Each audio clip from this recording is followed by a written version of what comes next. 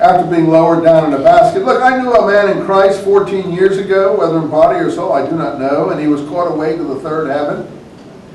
And whether in body or soul, I do not know. And he was caught up to paradise, and where he heard unspeakable words about which a man was not allowed to speak. That's a really interesting section there in 2 Corinthians. It's about someone who's doing mystical journeying.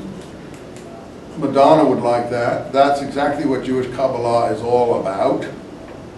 And in fact, being caught up to heaven and the different degrees of heaven, it's called Hechalot mysticism. It's very prominent in Kabbalah, which is the mystic tradition.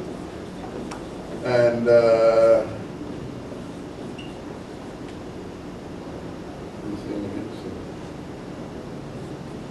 it's called Hechalot mysticism, which is the mysticism of heavenly ascents.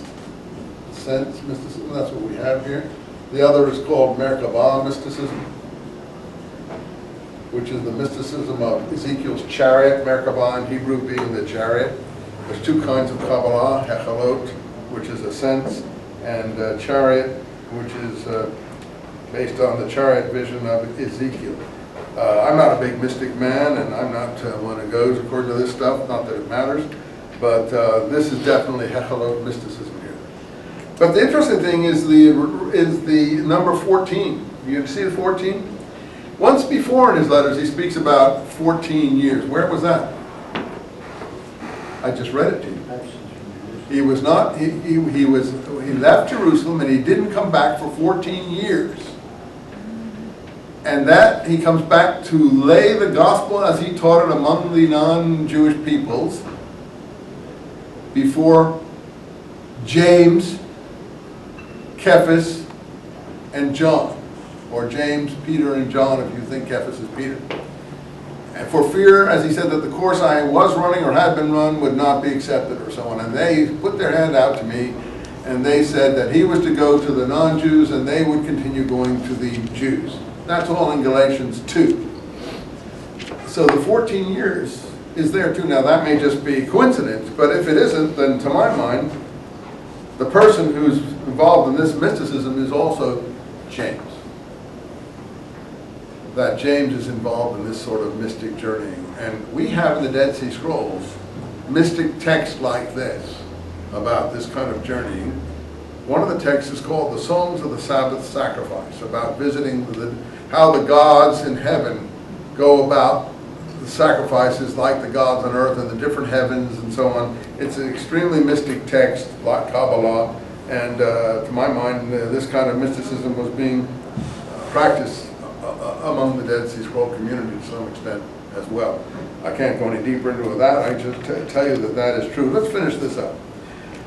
Okay, well, look, I don't like to boast about myself, line 5. I'm not going to boast about my weaknesses. Look, I don't want to be a fool by boasting too much. So I might not be made proud by these heavenly visages and so on and so forth, and that these other people boast in. So he's criticizing that and so on and so forth. And I don't know if there's any more boasting here that he talks about, but I think that, let's see. So the super apostles, whom he mentions about 3 or 4 times here, or at least 2 times anyway, are these Hebrew apostles, who he also calls servants of righteousness, but really servants of the devil disguising themselves like that. Let's go back here now to how we got off on this tack. The Stephen episode, where we're trying to decide what happened with Stephen, and was there Stephen, and so on and so forth. Well, anyway, they threw him out of the city in line 58 of chapter 7, and the witnesses laid their clothes, as we've already seen, at a young man called Saul. And then Stephen, bowing down, cried out with a loud voice, "Do not lay this sin on him." And we basically have the same thing in the James stoning scenario. So we have a lot of points of contact between this and this James stoning scenario. And as I told you in the Pseudo-Clementines, at this point there is an attack led by the enemy Paul, or Saul, on the leadership of the Jerusalem church on the steps of the temple when they're debating with the temple authorities, and about the time that they're about to win the debates. So you take all those three things together: Acts, the stoning of James, four things: Acts, the stoning of James, the stoning of Stephen, the attack on James in the pseudo-Clemencies, and decide where you think the truth lies at this moment. And that's, I'll leave it to you. And more than that, Stephen and Josephus being the emperor's servant, beaten by Jews after the centurion exposes himself on the wall at Passover time, and beaten outside the walls of Jerusalem. And then, of course, Stephen being Paul's first fruits in Achaia, Corinth, and so on. I've tried to put all that material together and come with conclusions I came with in the James book. You'll make your own conclusions. But now, chapter 8, Acts changes gears, and basically we're going to follow Paul from now on. We're going to have a one slight interruption in this when Peter starts his confrontations with, guess who? Simon Magus. Once again, linking up with the pseudo-Clementines. The pseudo-Clementines, that's all it's about, Peter's confrontations with Simon Magus. In Acts, it's one section of, but you see, we're following basically the same layout. It's one section of chapter 8. But after chapter 8, when we get into something like chapter 9, I think, in fact, from that moment, no, we have another bit about Peter here in chapter 10. When at the end of chapter 9, beginning of chapter 10, we'll get to it. But after most of the rest of the Acts is about Paul, from chapter 7, end of chapter 7. Anyway, they buried Stephen, and everyone scattered. Chapter 8, that's the presentation. Everyone, but who? Well, it doesn't look like the leadership scattered.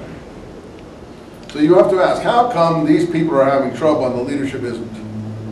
How come James and the others are able to stay in Jerusalem continually for the next 20 years and not have any problems, where other people are pictured as having problems? I think I've answered that question in the only way I can answer it, that it's a matter of this problem of the law. Well, line 3, Saul was ravaging the church, entering houses, dragging out people, delivering them up to prison.